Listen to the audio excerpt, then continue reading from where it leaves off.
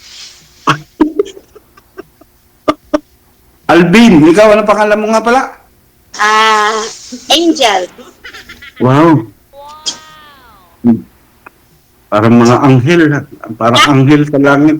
Parang anghel sa langit ah. Angel. Angel Locsin. Angel Locsin. Angel Locsin?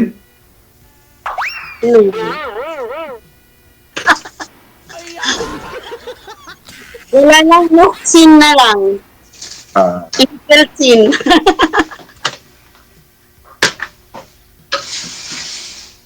Ilang taon ka na dyan? Balik-balik naman ako dito.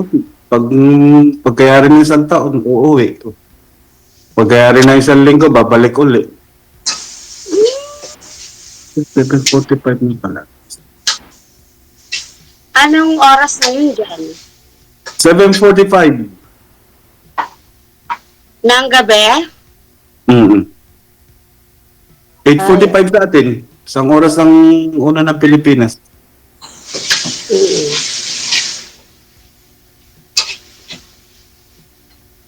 Ano oras yung ano mo?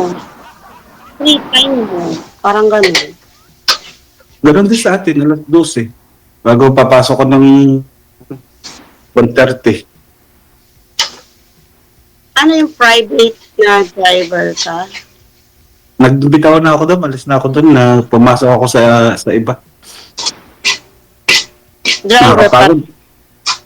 Hindi na, iba naman. Sa stoller naman ako pumasok. Ano yun? Para sa mga plywood to nag-sticker. Wala kang ginawa, maghapo ka himas ng himas na gano'n. Himas ka lang ng himas. Sanay pala ito. Titirik pala dito mata ma'am, sa himas pa lang. Yun nga, kasi bawal kasi magkaroon ng bawal kasi magkaroon ng bubbles.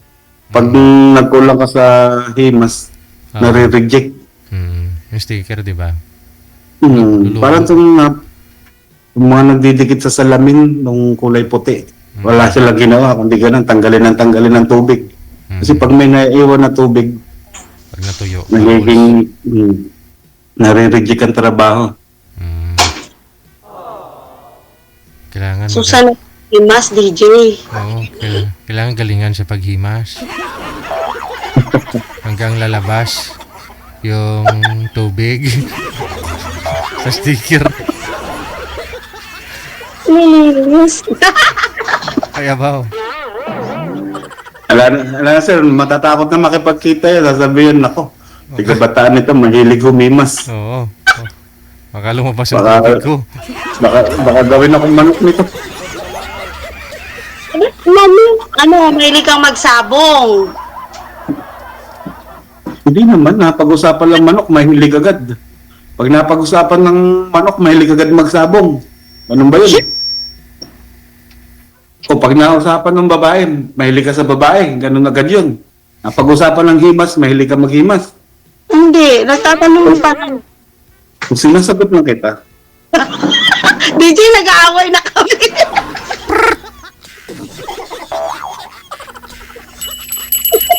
Ice cream muna Diba kayo nag- para pampalamig ng ulo.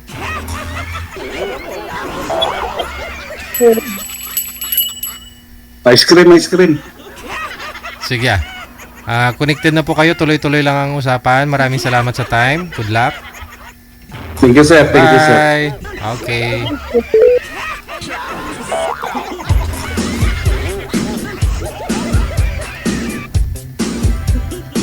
Titingnan na lang natin pag umuwi na si Sir, no, doon sa Bataan.